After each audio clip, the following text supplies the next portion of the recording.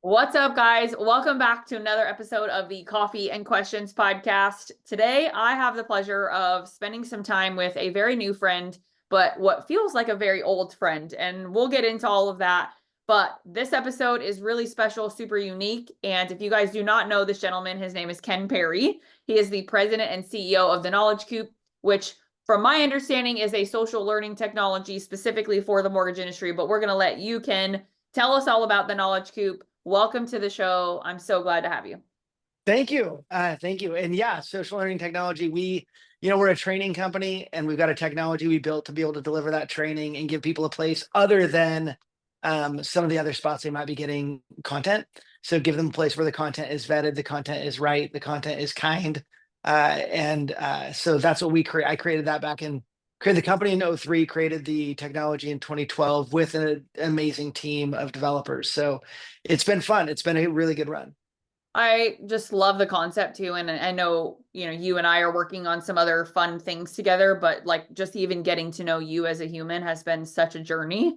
From the Mhm. first conversation, it was like we were long lost best friends right Oh away. my gosh, totally. It was And immediate. immediate, like just so much Yeah. synergy. And you never know when you talk to someone through social, like how that's gonna go.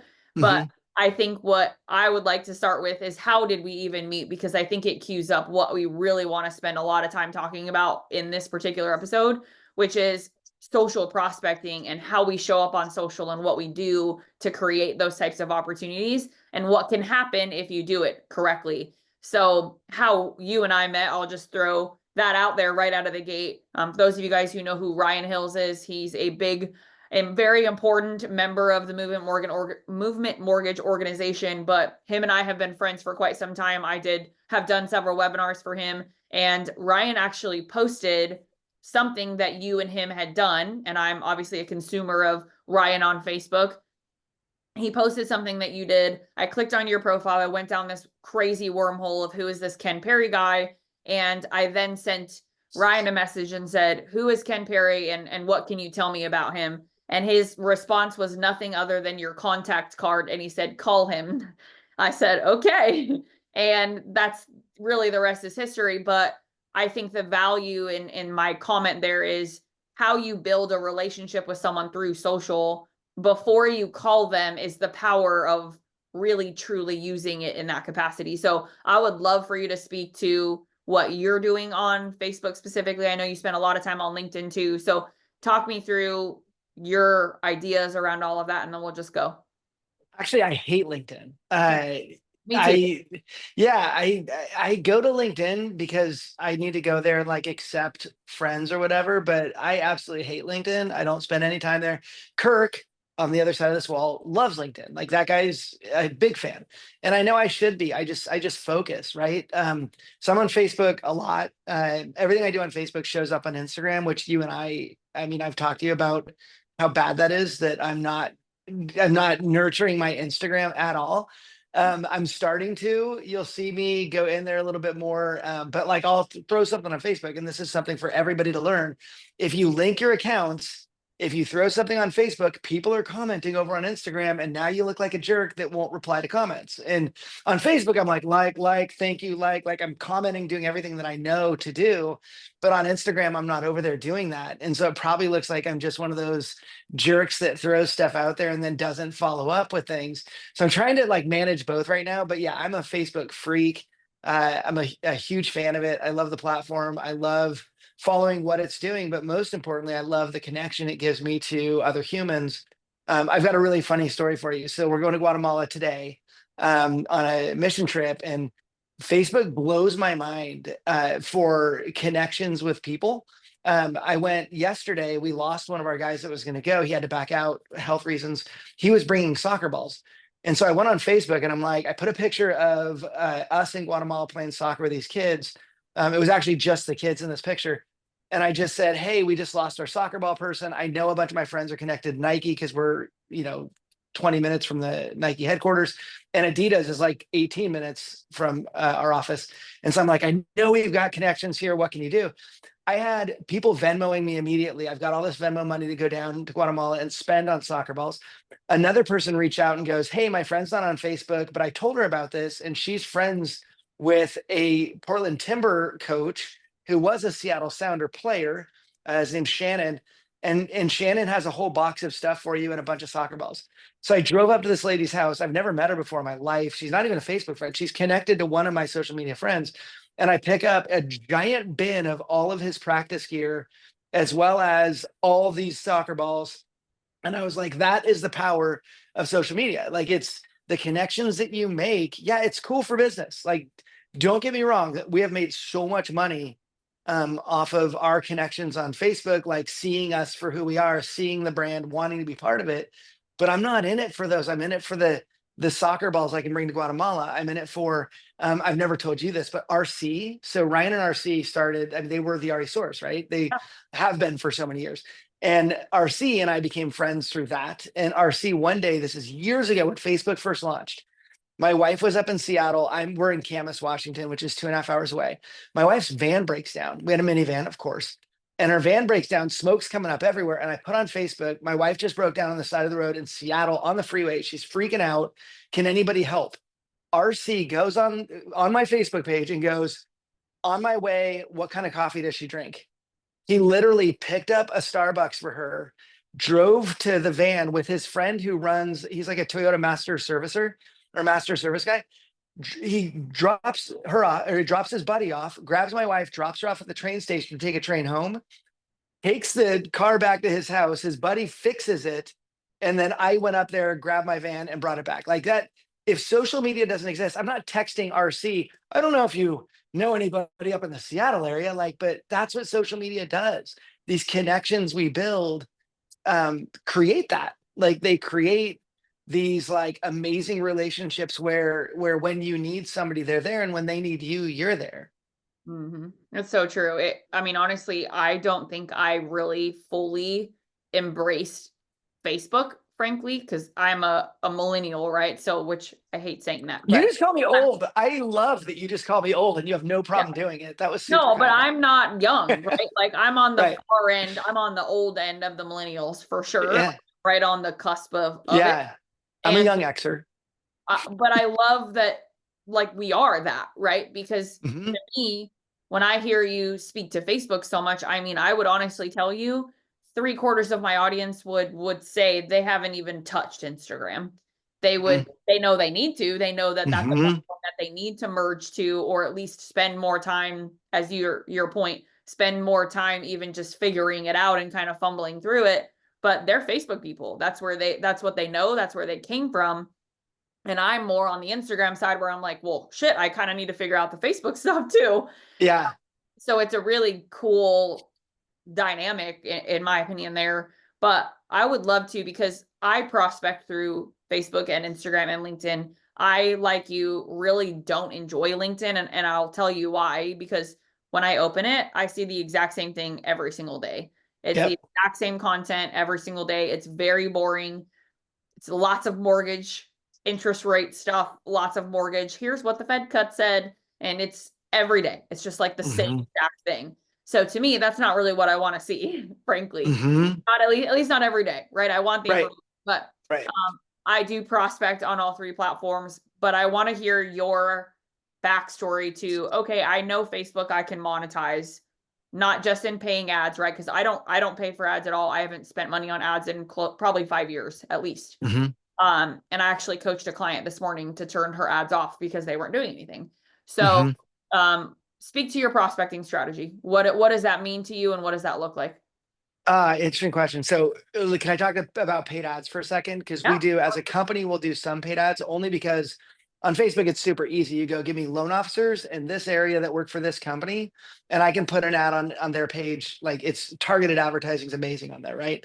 But we're only like, that's not branding. That's advertising. That's like legit, real advertising. Come buy our continuing education. Come join the Knowledge Coop. Come, like, it's really good for that type of stuff. So we do have some budget for that built into our budget. We also have budget a lot for Google as well. I make money on Facebook now. This just started happening this year. They shifted the way they do things, and now I just get checks from Facebook, and I'm not sure why, but it's kind of fun. So I tell my wife I'm a paid influencer. It's like no money at all. Like, I don't make any. I haven't even cashed it out, and it's been like 9 months, but it's not enough to cash out yet. Like it's little. But I guess when you get an audience, they start throwing money your way, which is kind of funny. I'll dig more into that as I go. But our strategy is way less about you have the ad stuff, and then the most of what we do is brand, right? So Knowledge Coop's Facebook is all about brand of the Knowledge Coop. We're about to post a job next week. We need somebody to come in and work our social media stuff. One of the struggles we have is we have the company's social media, which has never been my social media. We keep those two pretty separate. I tag the company every now and again, but we're trying to figure out that right now, like what's company and what's me, because it crosses over quite a bit, right? We have 30 employees, but my Facebook page, if you put something on my Facebook page, it will go bigger than something put on the business page. And part of that is how Facebook works. But Well, part of it is also your audience is very engaged. yeah, so prospecting wise, if I jump on there, I can look for people from, like, if I want an insurance agent, I'm never posting, I need an insurance agent. I did that once. Horrible idea. Because I'm in the real estate and mortgage world. I had like 40 people disappointed that I didn't return their call, but it's like, well, you all called. Like I know now I can go in there and find the ones and reach out individually to somebody versus, posting that. But for me, everything is brand. Everything is on my personal page. You'll see a lot about me as a human, and you'll see a little bit about me at the company. Like I'll do a walkthrough. I do a lot of lives, which is so funny because live used to be amazing. And then Facebook's like, nope, we want reels. And I'm like, but live is so much better. But I disagree with Facebook. And because I disagree, they're like, fine, we're not going to show your lives. So like if I post a live, I'll get like, I posted a live this morning. I'll probably by the end of the day have 1,000 people that have viewed the live, and I'll have quite a few engagements. If it was a reel, I'd have 5,000. Like it's so dumb how Facebook's like, no, now we want this. When Facebook wanted live, my lives were just booming because the algorithm was like, give us more live. Now they're not even working on their technology. So like when I go live, you post it, and then it still shows you your post, and you have to discard your entire post for it to go. So it's like they don't want it, like they're not interested. And so I struggle with like trying to stay in front of things. And I also won't do anything I think is stupid. So like these, I know you don't do much of this, I don't think. I don't like, and I just saw one today, when somebody does, like, I'm not a fan of the new talking head with the words underneath it. I know you have to do it because that's how people like, I don't have words under mine. And so you can't read it. And if you're just flipping through, you're not going to see it. So I get the science behind it. I do. What I don't like is when it seems very inauthentic. And I saw one right before we popped on. This guy's like, are you doing 10 to 15 loans a month right now? If you're not, click here because I'm going to give you the tips to make you 10. And I'm like, shut up. Nobody's doing 10 to 15. Like very few people are doing it. And by the way, your tip isn't going to put me over the edge, right? So I don't like when people are making these promises out there that you're like, dude, just be authentic, like be you and stop. I shouldn't even say this out loud. There's something that's about to come up that you're going to see in a week or two. A very famous person in the real estate mortgage field just took a lot of money and by promising they can make you rich, and just went bankrupt, and all that money's gone. And when that's why I don't like it, because I see some of these and I know what's behind it, and I go, no, like I don't like that promotional type stuff. Well, So let's talk about that real quick, because let's lean into that. And I'm with you. And the way I describe this, which I think you'll appreciate, is that type of video content you're getting on and you're selling, right? You're intending totally. selling. That's what you're doing. I Totally. believe that is the problem with social media content right now, is you're getting on with the intention of, hey, I am trying to sell you something because the business, right? So you are creating or in your mind, I should say, you have this transactional mindset of, if I post this video, it will get me this thing. That's the wrong way of looking at it. Yeah. Now, I spoke at a conference last week, and we were talking, I brought up this concept of my former handshake. When I used to talk to people and people would say, hey, Michelle, what do you do for a living? I would say, I own an Instagram marketing company. And what would happen, which I've told you this story, but when I would say that, people would stop looking at me. They would stop making eye contact with me. It was almost like, oh, another one. And the interest in the conversation, even if they were referred directly to me by someone else, the relationship stopped. They, like, if I'm physically in the room with them, they'd stop making eye contact with me. They'd be looking over me, looking at everything but me, trying to do whatever they could do to get out of the conversation. And, you know, those people who have met me in real life, you know, I'm not a very big person. I'm 5'3". Like, I'm not tall. I've never met you in real life. I didn't know that. Most people think I'm very tall. Most people, like, when they see me on Zoom, they're like, oh, 5'7", 5'8". One lady was like, you're for sure like 5'9" or 10. And I'm like, dude, no. And so one of the very common things I hear when I meet people in real time is, wow, you're a lot shorter than I expected. I'm like, thanks, I think. The point in why I'm saying that is the way that I described what I did, the person created, or there was this sort of narrative that they had in their mind about what social media or Instagram marketing was based off of that type of video content that they were. So they were looking at, oh, you're an Instagram marketing person, and they were creating their own narrative in their mind about what that meant. And I didn't get past the first sentence. So when you create content like that, which there are a lot of social media companies or coaches out there that are telling you to do these videos with this crazy hook, or you have to have this hook that's going to make people want to watch the rest of the video. And in my opinion, it's like these massive amounts of false promises is really what it is. Yep. It's clickbait, right? Oh, if I make this, Yep. it's going to go viral because you're going to go from 1,000 views to 5,000, but you're lying. And to me, I'd rather have 1,000 views and have a shit ton of messages going back and forth with people that are like, whoa, that really resonated with me, versus, hey, I had this clickbait video and now I have all these DMs from all these people that just clearly want to hire me or think they want to hire me because I can get them leads, which that's not what I do, you know? Right. So I don't know. I love that. I love that. It was such a that's risk for me to bash on that. But like, what if No, that's all of her Instagram? And I haven't seen it from you. And I'm like, it tells me that you want to be something and that you want me to pay you for being that thing you're trying to be. And it's just so obvious. And it's so like thirsty is what the kids call it. Isn't that the right word? I don't know. I mean, You're a millennial. Is that it used to be, see, this is what I'm saying. I'm a really old millennial. I don't know. I actually had, I used to Olympic weightlift competitively, which is actually how I met my husband.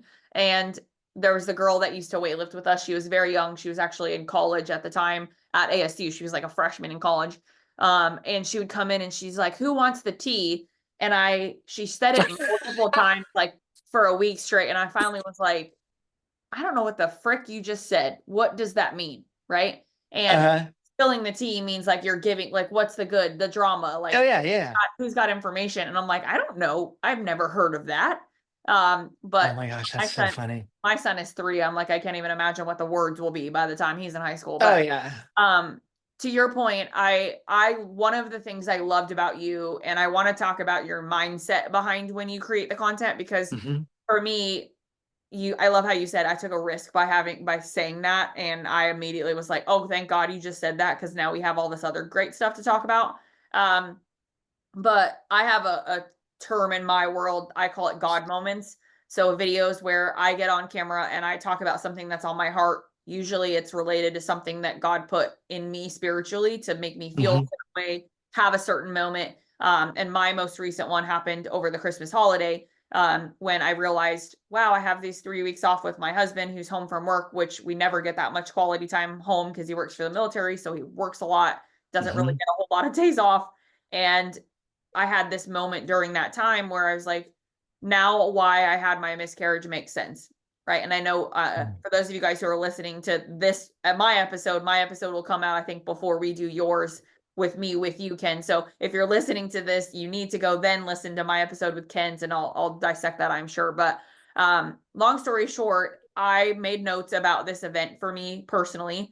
I put them in my notes on my phone. I made 3 bullet points, and I know exactly what the 3 bullet points are that I'm going to talk about when I turn my phone around and I hit live on Instagram. And that's where my content comes from. The source of my content is I'm a real person going through real stuff. And guess what? I'm sitting in this chair because I have figured out how to create relationships with people that are like me. And that's social media to me. Hmm. Talk to me about yours because I love your go live video moments. I've watched so many of them and I love them. And I love Hmm. that they don't have words on them a lot of times because I'll tell you why, right? It forces you to slow down and stop and actually listen to it. If you want to listen to what you have to say, you have to stop, turn the volume on, right? Because the volume is automatically off. So I Hmm. have to purposely turn your volume on to be able to listen to you. So just talk me through your thought process. Yeah, it's interesting. My everything for me is intent. If you're getting into social media, you should first ask yourself, what is your intent? Mhm. I have a major intention of changing as many lives as I can while I have the ability to do that. And so, if anything, if there's anything I can do to change a life, I'm going to do it. And I've had so many experiences where I've run into people who have told me something that I said hit them, real hard. A mutual friend of ours actually reached out. I posted a music video on Facebook the other day, and one of our friends reached out and called me, and he goes, "I want you to know I needed that so bad today." And it's the hard something hallelujah. I saw it. Yep. Oh my gosh, that song!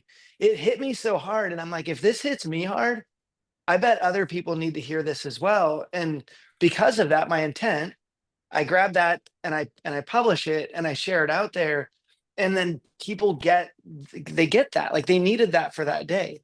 I Mhm. was in during COVID. I went through a horrible. It was my first experience with depression and anxiety. I'd never experienced that in my entire life. The lockdown almost killed me. Like it was horrible. And there was a moment I was rage scroll or doom scrolling at the end of the night, and I'm just angry. I was so angry during that time. I was angry at everybody. I was angry at everything. I was not able to be myself. I couldn't go outside. Like I was so mad. And I'm scrolling and I wish I saved this post. Somebody posted on Facebook. They said, "Wait, stop." And I was like, "What?" Like I just read this thing and it said, "You don't need to keep scrolling. It's time for you to go to sleep." And I was like, "Oh my gosh." And I literally turned my phone off and went to sleep. I needed that post. I don't know why they posted it, but I do know that it got me. And so because he chose to put it out there, you don't know who you're going to impact. But I was going down a dark hole right then, and it saved my night. And so those types of things, like I always think about, what do I need to hear at any given time? Because I've been saved by a lot of things that I've seen out there. And so what can I share? A lot of my sharing is around ADHD. My license plate is ADHD CEO. I've had ADHD obviously my whole life. I wasn't diagnosed to my 30s, and I share a lot about ADHD. So going to intent, Yeah. literally the reason I share about ADHD is I want people to see it as a positive, or for the positive that it can do for you. The reason I have a license plate on my Tesla is so kids with ADHD go, "ADHD CEO, a CEO with ADHD? What?" Like I Mhm. want people to see that there isn't all negative, that there is some positive. This picture behind me, it's been in some of my videos and I never talk about it, but this is Da Vinci, who famous ADHD guy, and he painted this. The bottom is totally finished and the top is not, and he painted himself into the picture pointing at what he was not going to finish because he had so much self-awareness that he knew he was going to leave and not finish that. Most of his works aren't finished. And so I share these things because I want to find those people with ADHD who need to see somebody else who has ADHD, the good and the bad. I did a whole thing. I was walking from my parking lot to the airport because I fly almost every week. And I was walking to the airport and I just did a video on like, hey, if you know somebody who has ADHD, here's what they're thinking, and here's why that's really hard. And like, here's how you can best react it or speak to this. Remember, it has nothing to do with mortgage. Like, I don't go out there to try to get people to buy my training. I go out there to get people to change as many lives as I can. And because of that, I have a lot of really amazing connections. And when I go to conferences, I run into people who are like, "Oh my gosh, I saw that video." And it's like, now we can have a conversation. And happily, that's led to a lot of business for us, but it's not why I do it. Yeah, but let's lean into that because I feel like what you just said is very important and people will miss what you just said if I don't, I feel like if I don't reiterate it. So, producing content on social is not about here's all of the things that I can help you do, which is Hmm. again that transactional mindset. I have to post this piece of content to create this transaction that then puts money in my bank account. right? It creates this loop in people's minds, or like the Right. feedback loop, whatever. I don't know what the psychological term is, but I read a book in 2018, which is the year that I went through a very similar story around the depression aspect of things. I was in a very serious long-term relationship. I was engaged to be married, and I left my husband, my soon-to-be husband, 80 days before our wedding. And $50,000 in the hole. My parents didn't get any of the money back at all. About 6 months later, the CrossFit community, which is where I had spent all my time. I was incredibly competitive at that time, getting ready to go to the games in October of that year. So I left my fiance in January. We were supposed to get married in April. CrossFit got rid of CrossFit regionals in October. So that's your timeline, right? I got basically forced out of what I had only known for the last almost 7 years up to that point.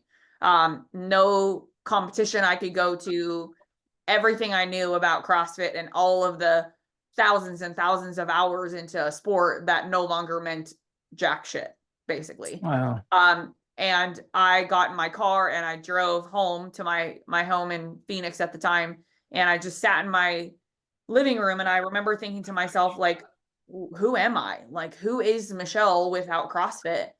And my best friend at the time, she convinced me to go try a new CrossFit gym, like a very small, tiny one that hopefully nobody would know who I was. Unfortunately, I was number 7 in the state of Arizona, so everyone knew who I was. When I Oh walked my gosh. into the CrossFit gym that I tried, immediately people are like, "Oh my gosh, what is Michelle doing here? Why are you here? Like, we're so excited to have you. Oh my gosh, we have this in-house competition." It was all of a sudden, it was just like this. I had been in the door for 15 minutes. I got in my car and drove home after the workout, and I called my mom and I said, "I'm done with life. I'm out." And I, at that point, had no like, my relationship was gone. I had no CrossFit. I wholeheartedly felt like my life meant nothing to anyone. And I said to my mom, I said, I want my life to be over. I'm done. And my mom was at my house 4.5 hours later. She lives in Palm Springs. So she got in her car immediately and was at my front door in 4.5 hours.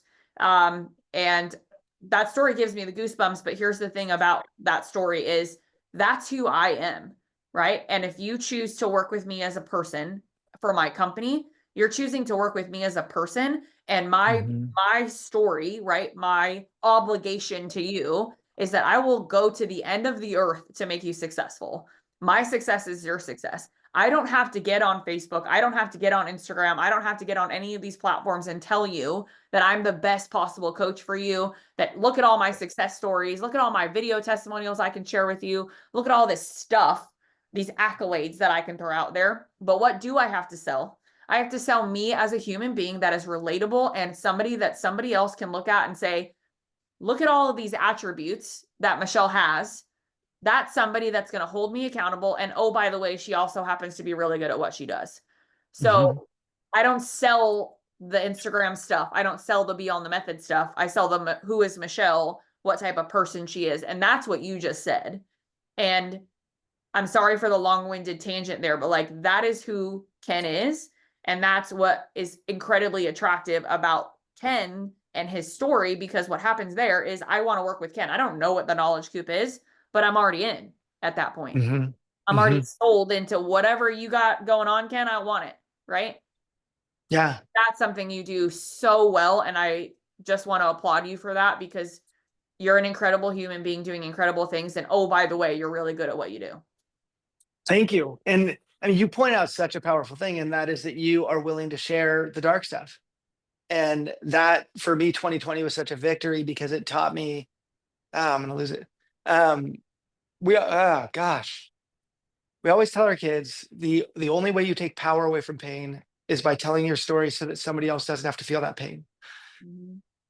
And so going through 2020 was like, now I understand that's real. Like I didn't really have pain to share before that. Like I've lived a really easy life. Like this has been fun. I've run my company for 21 years. I've had this, there's been like the usual hard stuff, but depression and anxiety is next level hard. Like what you just went through in this last few months, next level hard, right? So I can share about something that's kind of difficult. Anybody can share about parenting. There's really difficult parenting stuff, but I can share about how hard it is to get your kids ready for school, whatever, right?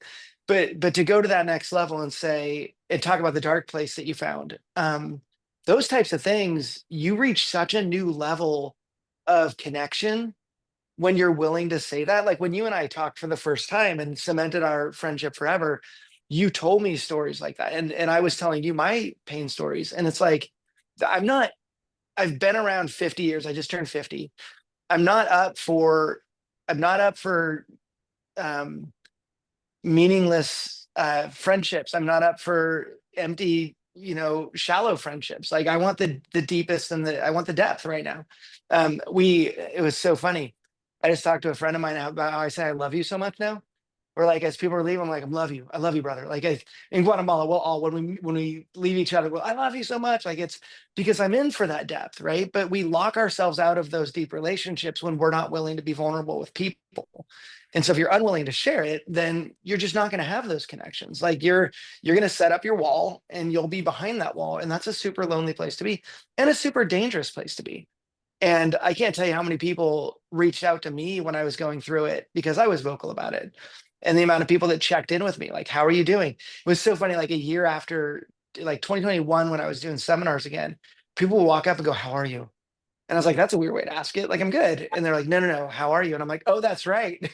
Last time you saw me, I was in a really dark place. And so I had to remember that they still saw that I had shared that, place I was in. But it's also not about what can I do for you business wise. Like we'll figure that out. Like, I've got by doing this, you and I have enough friends in the industry. I just brought you up with my buddy James, and he's like, "Oh my gosh, Michelle!" And I'm like, "Yep." The dunk, we call him. So many people. Love me some Yeah, Duncan. Yeah. yeah. And then I talked to Michael Regan yesterday. He was on a call. We were on a call with Michael and Greg Harkavy, and we told him we hung out with you online. And they're like, "Did she tell you about how we literally saw the stars in a kayak or whatever?" And I'm like, "Yes." But like these connections don't exist otherwise, right? And so I'll take that over anything. Because knowing I could call Michael and go, "Do you know anybody at this company?" And he's like, Absolutely do. We want me to make a phone call?"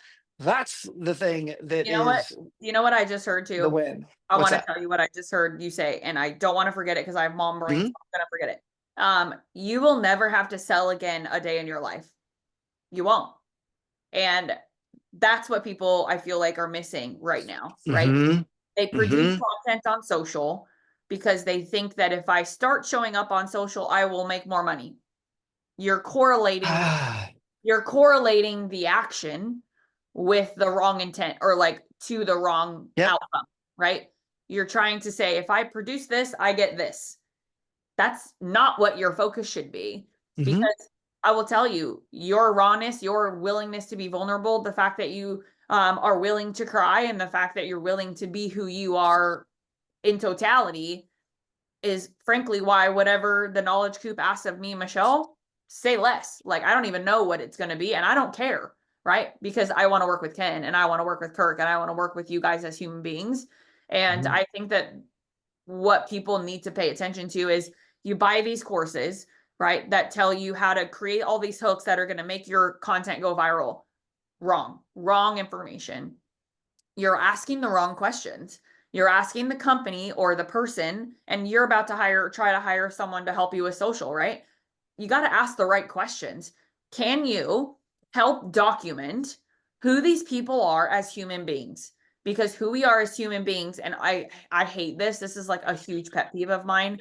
And maybe I'm throwing some people under the bus that are going to be listening to this, but like talk about culture. You talk about, not you, Ken, but like people talk about culture and say, look at our culture, look at our community, look at how awesome all of these things are. But like, are you really that? Like, you want to promote your culture, but I don't know anything about any of you because none of you are Mhm. willing to share it. To me, that's Mhm. culture. To me, that's like hey, I'm selling this. Look at this high producing office. We do all of this fun stuff, but it's so fake and forced. Mhm. I again think you'll never sell a day in your life if you're willing to get over yourself and say, you know what, my story. And I remember multiple people telling me this. Maddie Rodriguez, an amazing human and an amazing friend of mine. I remember calling her the day that I left the hospital when we officially found out that my husband and I had lost our baby. I could barely talk. I could barely get a word out of my mouth. Like nothing I said would have even been comprehensible probably to her. But she's had 2 miscarriages. She's been through the exact same thing. She lost one of her babies at 14 weeks. So she had to have a DNC. She had to have all kinds of things that were significantly more impactful. I lost what would have been my baby between 9 and 10 weeks. So yes, I had the option to have a DNC. I chose to pass my baby naturally because I had that option. Maddie didn't have that option, right? But where I was going with that is like my relationship with Maddie is so ironclad. It doesn't matter what Maddie calls and asks of me. And it doesn't matter what if I were to call her and say, Maddie, hey, I saw this mortgage guy that runs this company. Can you call him and make an introduction? Like she would say yes. And I would say yes to whatever she asked of me. Mm-hmm. That is how you build a business. That is how you build relationships that will take you to the place where you don't have to worry about where your next deal is coming from or where your next anything is coming from. But I think I went on another tangent, but I hope that resonates. And I hope that I know you have more to add to that. So I want to let you do Well, so. it's funny you brought up Maddie because in 2020 we were there's a girl who I kind of am a dad to, one of my daughter's best friends, and we do that with our family. Like we're the parents. Anybody that needs parents, we're there. And one of this girl had run away in 2020, and we were about to do this 2020 conference. We did Vision 2020. We ran it inside. It was 2020 digital conference. We ran it inside the Coop. We basically reformatted the entire Coop to run the first digital conference in mortgage when we were locked down. We got all the best speakers in the industry. Like it was insane. And I had a call set up with Renee Rodriguez, and he was doing an MC of the after event. So we would like do the whole day, and then he would stay on and we just have a really loose chat. Well, I'm driving around freaking out looking for this girl. Nobody's on the road. I had to tell the cops what I was doing because they was on full lockdown that week. And so I pulled up to cops. I'm like, I'm driving around because I'm looking for this girl, and they helped some. But I called Renee because I had a conference call set up. And he's like, how's it going? I'm like, actually not good. I'm looking for this girl and I can't find her and I'm freaking out. We're looking in fields at this point. Like I was scared to death. And he's like, bro, we'll have this call later. What do you need? And it was just like an immediate, like all the hype, all of the, stuff is gone and humanity prevails. And by the way, the craziest thing happened. I went on Facebook, said, I need drones right now. And I had 2 friends drive out with drones to fly drones over fields to try and find this girl. 2 friends were just on Facebook and they're like, Ken needs drones, let's go. And I had a drone force, and it was one of those drone guys that found her, and she was okay. But like that's the power of some of these things. It's the relationships that you build. Now, if I was just out there on Facebook, like, here's why you want to buy the Knowledge Coop, come join, blah, blah, blah. And I said, I need drones. They'd be like, well, that's weird. Normally you're just trying to sell me, right? They're probably already muted me if that's how I'm doing it, right? But instead I'm out there building relationships. So when I need drones are there. But it's because of my intent, and they can smell your intent. You can smell people's intent. You see that post and you're like, dude, that's your first video you ever did. And it's all about like, let me give you the 3 tips homeowners need to know. Oh my gosh, like how about build relationship first? You just got here, right? Yep. So that's why it's so hard, when you talk to people who are like, oh, you just do this, this, and this. And by the way, I freaking love that you do individual work with people, because you can't give the same advice to everybody, right? If you love interest rates and how they function, and you're like, you cannot get enough of it, right? Matt Graham, my friend Matt Graham, one of my favorite people in the world, it's hard for me to talk to him because he's so much smarter than I am about the markets. I'm smarter than him about some stuff, but he's wicked smart. That dude, of course he's posting about rates because he's so smart and loves it. But if I have a lot of other friends that try to do that, and it's like, dude, I know you don't know what you're talking about. Like, I can see it. It's so obvious, and it's your intent. Matt Graham's intent is to help as many people as he can with what he didn't have when he was doing it as a loan officer. That's his intent, and I can see it. Whereas if you just go on there like, what the rates do today, blah, blah, blah, it's like, that's your first post about what the rates did. You didn't develop any sort of reputation. Your brand isn't, I'm the smartest person about the rates. And so I love that you coach people on individual brand, because if 100%. you're individually not that, cool, what are you? Like what does matter to you? Do you know Sarah Keller? Oh She's yeah, one of she's my, a oh, traveling she's, roving loan officer or whatever. She's like in yeah. a van everywhere. Yeah, I met her at Mastermind with Renee. Oh my gosh. She's one of my 5 people on my Guatemala trip. She goes to Guatemala every time with Oh, me. I love it. And She's her adorable. Instagram is so good, but it's so her. Like, that's the thing. As long as she's her, and she, by the way, she kills it with She business, really does. And and her her daughter daughter's is very good. crushing it. You Jinx. should listen to her daughter's podcast. Her daughter had ADHD in high school and was kicked out of so many classes. And she was on the Lessons from Last Time podcast. We had them both on what it's like to parent a kid with ADHD and what it's like to be an ADHD and have an ADHD kid and have people think you're dumb, or if people think you're just a troublemaker, when it's just you solved all the problems and now you're bored. And Mhm. so that was a cool, but yeah, her daughter kills it and is on Instagram, all over Instagram, but they're uniquely and beautifully themselves. Well, so And that's what. what you said was passion, basically. That's the word I heard. And correct me if I'm Hmm. wrong there, but like I heard you say your intent, right? What is your intent? And I'm using Sarah as an example. And I had dinner with her the second night of Mastermind. It was me, her, Danielle Riggs, if you know who Danielle is. Um, some really, really cool women that I got to sit at that table with. And all of us were telling all of these like very fun personal stories. None of us talked about business at all. Like, I mean, it Hmm. didn't come up until the very end where they're like, oh, Michelle, by the way, I have somebody that I want to refer to you. And it was like, I didn't even say anything about it. I didn't even say that it was an option. They just were like, oh, by the way. And it was because we were just being human beings. But the passion piece, so you said intent. Are you and can you feel the passion in the person, right? You're talking about Matt Graham. He's a nerd with math. Like he's a really good numbers guy. Totally. But when he gets on video, I feel his passion, Hmm. his content. Hmm. I feel that this guy legitimately eats, breathes, and sleeps this metrics or these metrics, this data, right? Hmm.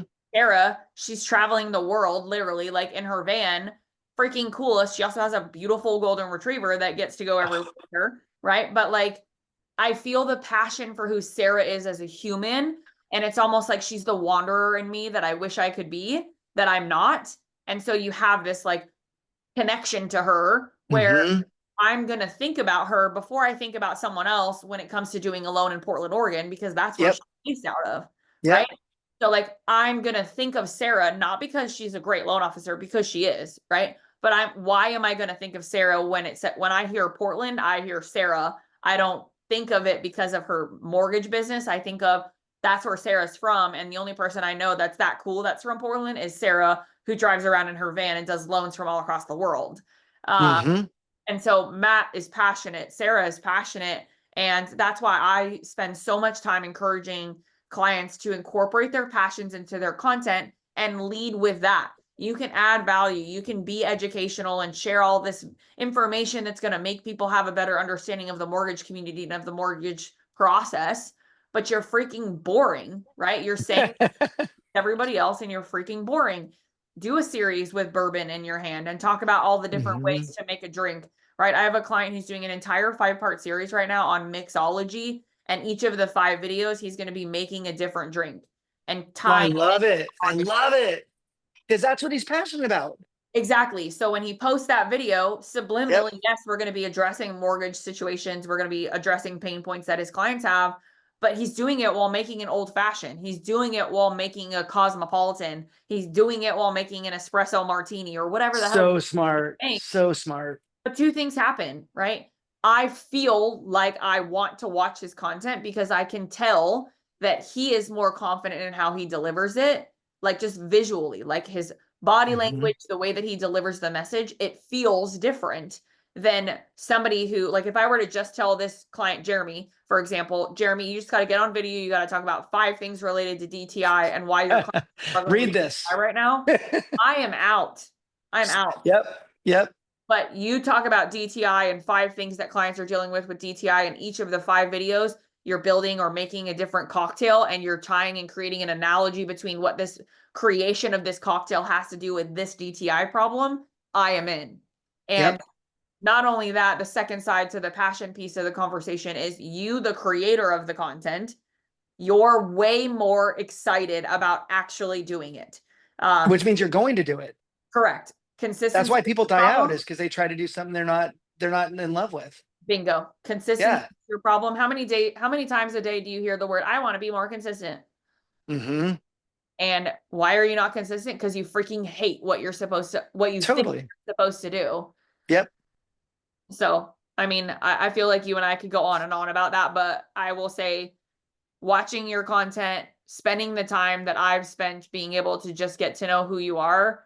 I can't wait for what's next. I don't even know what it is, but I'm excited about what it's going to be. And that's the beautiful thing about creating a real, genuine relationship where at the end of the day, passion is at the forefront of both of what you do. My saying in my world is if I can serve somebody every single day for 360 Mm-hmm. year, that is a lot of people that I can help. And what a beautiful way to lay my head down, you know? Yep. I Um, always say serve your way out of a tough situation. Like sometimes it's tough because you're really focused inwardly. It's literally one of the biggest reasons I do Guatemala is because I want people to go serve, because through serving you start realizing how much you have and how much, like, my favorite, you'll love this. My pastor says, uh, when God wanted to reach a group at this company, he took a Christian, dressed him up like a boss, and put him in that company.